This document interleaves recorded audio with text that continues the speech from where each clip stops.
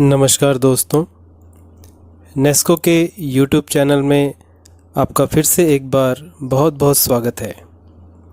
Sickle cell योद्धाओं की उड़ान श्रृंखला में हमने अब तक 39 अलग अलग राज्यों के सिकल सेल योद्धाओं के जीवन संघर्ष को आपके सामने रखा है।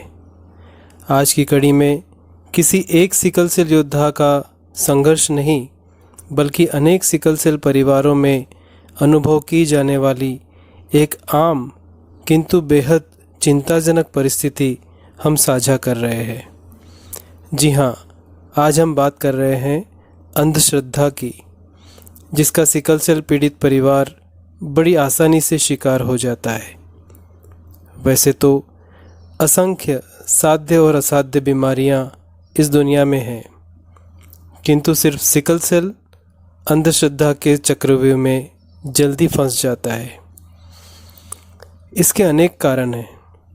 सबसे अहम कि सिकल सेल बीमारी का समय पर निदान ना होना, जिस वजह से अनेक दवाइयाँ खाने के बाद भी पीड़ित हमेशा बीमार ही रहता है, क्योंकि उसे कभी पीलिया की दवाई दी जाती तो कभी खून की कमी या फिर गंभीर वात है ऐसा बोलकर उसका इलाज किया जाता। चूँकि यह सिकल सेल बीमारी की दवा ले ही नहीं रहा तो उसे आराम भी कहाँ। बस यही परिस्थिति सिकल सेल पीड़ित परिवार को किसी अंधश्रद्धा या बाबा बुआ के पास जाने पर मजबूर कर देती है और वे उनके चंगुल में फंसकर अपना समय, पैसा और पीड़ित की जान दांव पर लगा देते हैं।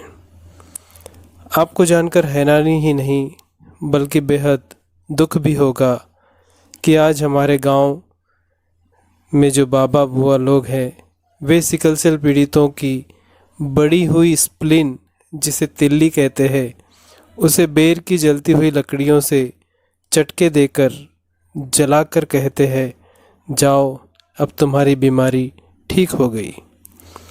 यह अमानवीय तरीका आज भी अपनाया जा रहा है।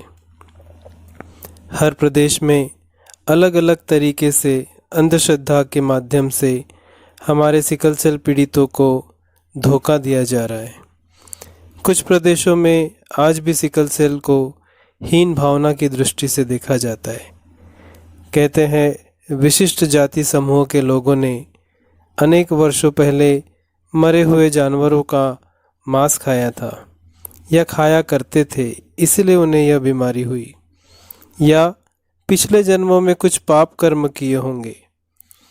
कहीं तो रोगियों के माता पिता एक दूसरे के ऊपर ही दोषारोपण करते हुए दिखाई देते हैं।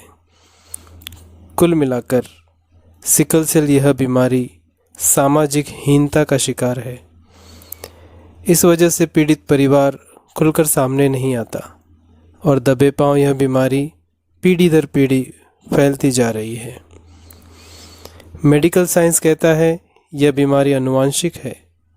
किसी समय मलेरिया का प्रकोप अधिक होने की वजह से हमारे शरीर में प्राकृतिक बदलाव के रूप में सिकल सेल की उत्पत्ति हुई, जो आगे चलकर दो वाहकों में शादी होने की वजह से सिकल सेल पीड़ित बच्चों का जन्म होने लगा, जिसे आज हम रोक सकते हैं। बिना किसी को दोष दिए शादी से पहले रक्त की सिर्फ एक बार जांच हो जाए तो यह असाध्य बीमारी से भारत को मुक्त अवश्य बना सकते हैं।